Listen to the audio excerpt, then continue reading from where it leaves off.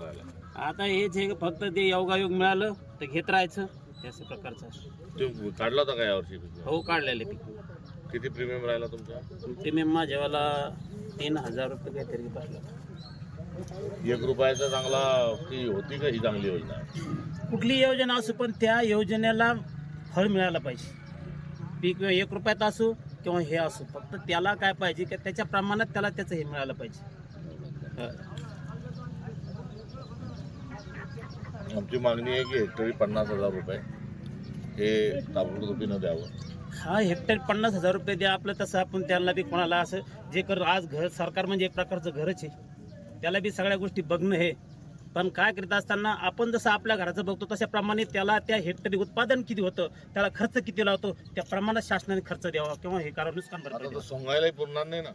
आता सांगायला पुरणार नाही, पण शेतकरी हा कसा आहे का त्याला ते प्रॉफिट अँड लॉसचा ते विचार करीत नाही शेतकरी. तो फक्त त्याचा वंश परंपरागत धंदा आहे, त्या धंद्याप्रमाणे तो काय करतो का त्याचे ते शेतकरी हा कष्ट घेत राहत असतो. नाही, आमचं हे कर्जमाफीचं तर आहे की सांगितल्यानुसार करावं. हेक्टरी 50